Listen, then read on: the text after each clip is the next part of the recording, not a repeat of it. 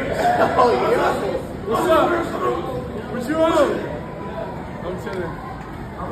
No comment? Okay, then. How you doing? Oh man, so you guys may or may have not known that Shedeur Sanders was sidelined with an oblique injury, alright? So he did not participate in today's preseason game, but that gave Dillon Gabriel a lot of snaps and he did pretty well. He had a pretty decent preseason debut, but it was spoiled by 2 turnovers and a post-game press conference, obviously, alright? So we can get back to those turnovers later, but right now, let's talk about his post-game press conference because people were thinking that it was a shot towards Shedeur Sanders because this quote right here says there's entertainers and there's competitors, and I totally understand that my job is to compete. That's what Dillon Gabriel said after he was asked this question right here, but the original clip just had it cut down to this right here as it. It's just part of it. You know, there's entertainers and there's competitors, and I totally understand that, and my job is to compete, and that's what I'm focused on doing. Of course, we're doing this mid-game, but you know, it's something that I'll get used to, and just want to be the best team that I can and create an environment where we can all go do our best work. That's all we want to do. So folks were responding like this right here, though. Shedeur hearing that quote. What do you mean by that? Yeah, what you mean by that, my boy? Folks said you can't tell me this wasn't a Shedeur diss. Shedeur and Dillon Gabriel in the locker room with the petty smiles. But folks started to get upset with the NFL Network for cutting off the original question. Albert Greer says it's kind of unfortunate that the NFL's official account is tweeting this out without the actual question, which was how Gabriel and the quarterbacks are trying to make sure the outside noise doesn't infiltrate what's going on internally. It wasn't a shot at Shedeur. Robert Littell from BSO says it's why they cut off the full question because they knew the answer without context would cause people to assume the wrong thing. He was being asked about the media. All right, dude right here says, funny how now context matter, and if Shedeur said this, he'd be sent to the gulag. So here goes the full question, peep the audio. You gave us some fabulous wisdom on how you tune out the noise and you don't let it infiltrate yourself. Will you share that with everybody at home? Yeah, I think it's just part of it. You know, there's entertainers and there's competitors, and I totally understand that, and my job is to compete, and that's what I'm focused on doing.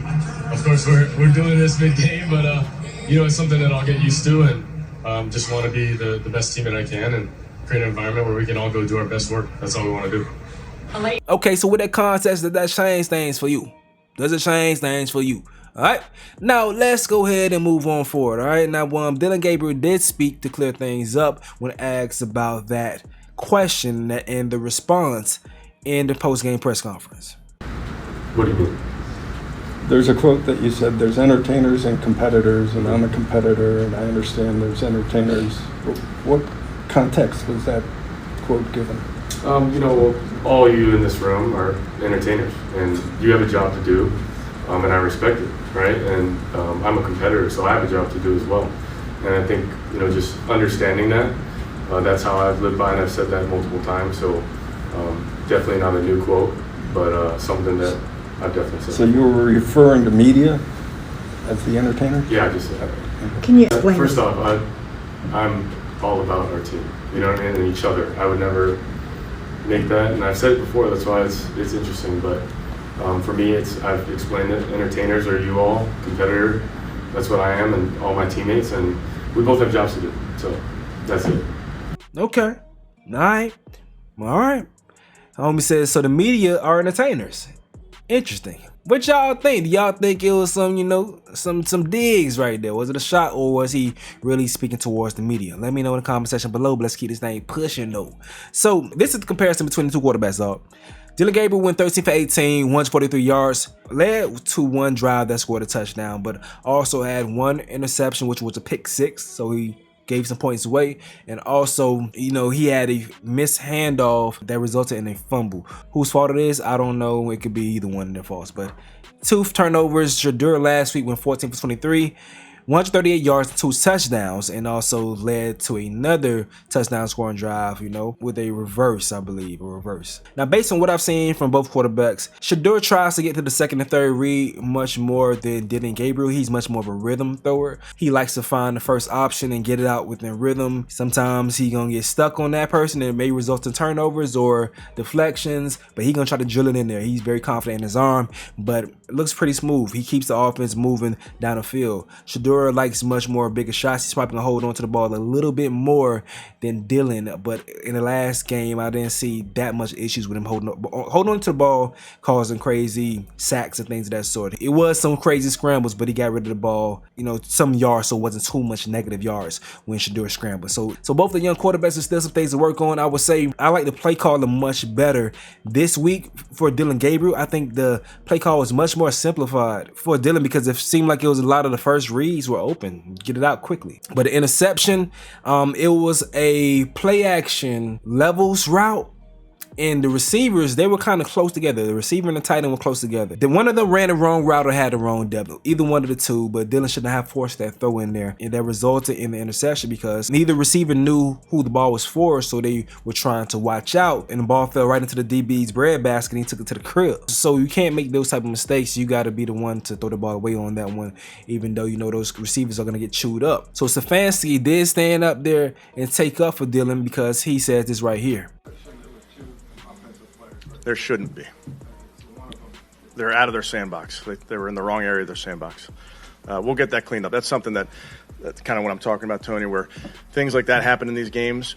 We have to clean that up. And even if you weren't on that rep, you know, you're a tight end or a wide receiver, you can learn from that rep. So that should never happen on that play.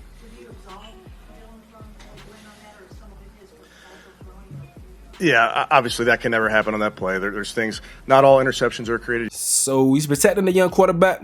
Just make sure we keep that same energy. I have no problem with that. I have no problem with that as long as that same energy is kept 100% all across the board when you see things like that happen for the young quarterbacks and other folks make some mistakes. Let us know. Keep that same energy, all right? Now, T. Rizzo talked about the whole situation. Let's see what his thoughts are. Y'all know he said last week he's a big Shedeur guy. Let's see what he has to say about Dillon. Hey, everybody. First half done in the books. Dillon Gabriel, some good, some bad. Thought he looked good throwing the ball. I mean, he throws a nice pass. Didn't get any passes batted down. He got people in and out of the huddle. He read the defense, so he called a good game. But the turnovers, you know, obviously the pick six was something he should have avoided. Also, the fumble handoff, I'm not sure whose fault that was, but it did result in 2 turnovers. Still a good outing. I mean, he's a rookie, about what I expected. And the Browns, a couple of things from this game. Browns backup lines, O-line and D-line, are really good this year, man. They are. And I'll tell you, Stefanski calling plays. Boy, Kevin has called a couple of great games so far. I know it's only preseason, but thank God he's back calling the plays this year. That's going to be a big plus for the Browns. All right, it's halftime right now. Oh, by the way, Gabriel, nice job getting a field goal on the board in the 2-minute drill. But my 2-minute drill is over, and I'm going to sneak off to the Feast of the Assumption for a little pasta and meatballs. Go Browns.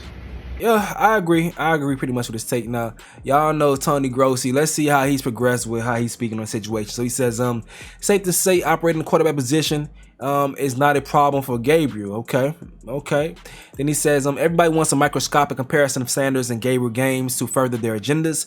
Can't we just say they were both good? Circumstances and nuances change game to game. Both are earning trust of the team. All I gotta say for you, Tony, you know you've been hating in the past. Hopefully you know how to call it down the middle right now. Call it straight down the middle. You ain't got to be on no fugazi shit to go ahead and push the narratives. Because it was obvious, man. So as long as you call it straight, then it is what it is. It is what it is. But yo, I'm going to go ahead and wrap this video right here, man. Y'all let me know what you got to say in the comment section below. I'm going to get up out of here, though. This is another update with Stace. Yo.